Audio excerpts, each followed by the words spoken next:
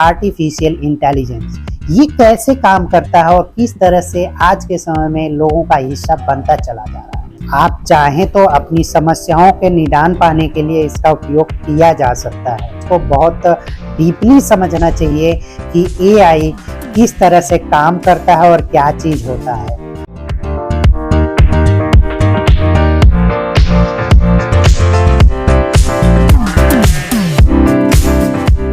नमस्कार साथियों, आज मैं एक ऐसा ट्रेंडिंग टॉपिक लेकर आया हूं जो टॉपिक आपके लिए काफ़ी बेनिफिशियल हो सकता है। इसको जानना आपके लिए बहुत ज़रूरी है क्योंकि ये लेटेस्ट ज़माने की चीज़ है और आप इसको समझेंगे तो आपकी कुछ छोटी मोटी ज़रूरतों के हिसाब से आपको कुछ ऐसे लेंदी टॉपिक को आसानी से समराइज करने में बेनिफिशियल हो सकता है।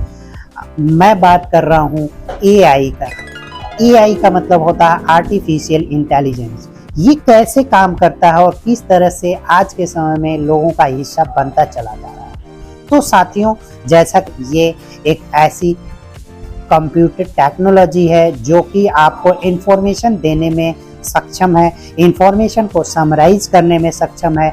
आप चाहें तो अपनी समस्याओं के निदान पाने के लिए इसका उपयोग किया जा सकता है। आप कोई रिसर्च कर रहे हैं, जानकारी प्राप्त करना चाहते हैं, समराइज करना चाहते हैं, तो इन सब चीज़ों का एआई का प्रयोग आप कर सकते हैं। तो साथियों, आपको इसको बहुत डीपली समझना चाहिए कि एआई किस तरह से काम करता है और क्या चीज़ होता है।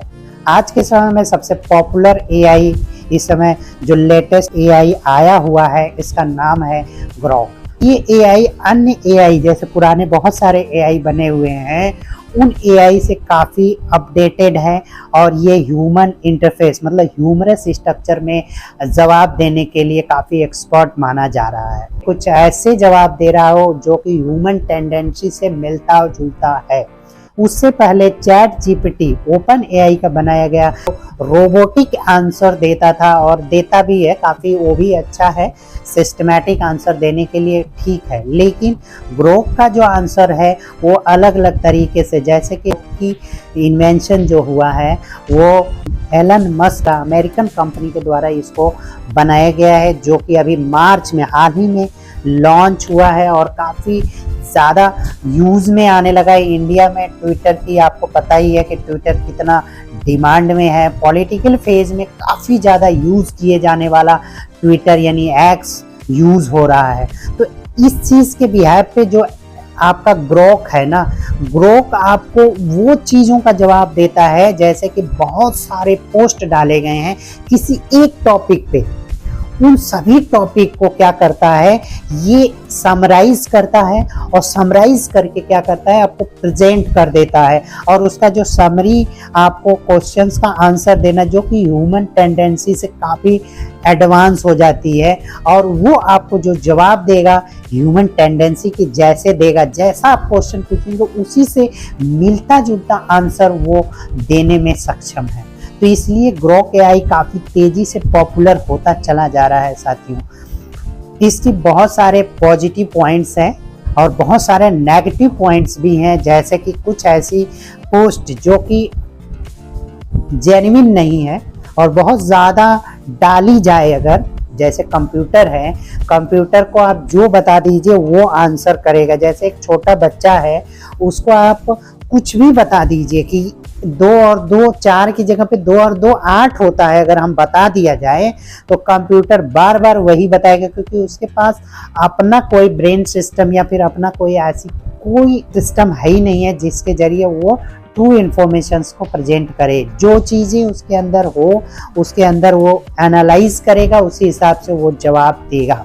ह्यूमन में भी ऐसा ही होता है कि बच्चे को जो चीज़ सिखा देंगे वो चीज़ करेगा, वैसे ही इसमें भी होता है। लेकिन इसमें एआई में और ह्यूमन में, जैसे एआई क्या होता है कि तुरंत समझ लेता है, ह्यूमन क्या होता है अपने अनुभव के आधार पर प्रेजेंट करता है। किसी को अगर बहुत नॉलेज वाला जैसे कोई ह्यूमन पर्सन मतलब को सीखना हो तो काफ़ी टाइम लगता है, और टाइम लेने में वो क्या काम करता है कि बहुत सारी चीज़ें अनुभव के आधार पर प्रेजेंट करता है।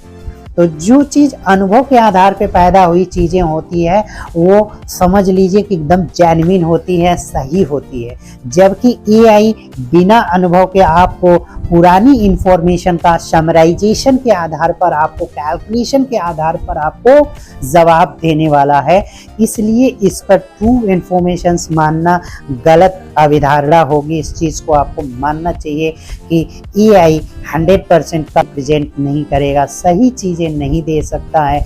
जो भी चीज़ें देगा ठीक है, हम इस चीज़ को मानते हैं कि हमारे बहुत सारे ह्यूमन माइंड से पोस्ट की गई इंफॉर्मेशन को समराइज करके देना। तो इसलिए ये ग्रोक को आप काफ़ी अपडेशन आप देख सकते हैं। आप चाहे तो यूज़ भी कर सकते हैं। अगर आपको कुछ नॉलेज से रिलेटेड प्रेजेंटेशन क्रिएट करनी है या कुछ भी ऐसा जनरेट करना है तो आप ग्रोक का यूज़ कर सकते हैं।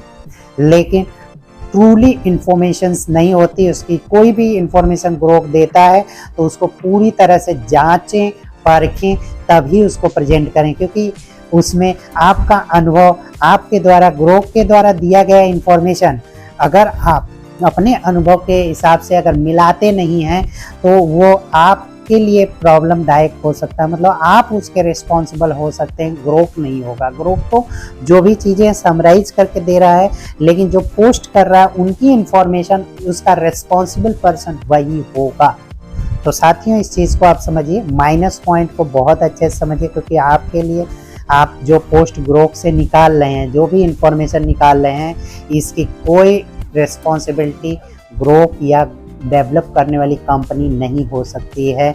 जो पर्सन उसका इंफॉर्मेशन ले रहा है, उस इंफॉर्मेशन का जांच परख करना जो पर्सन प्रेजेंट कर रहा है उसकी जिम्मेदारी होगी।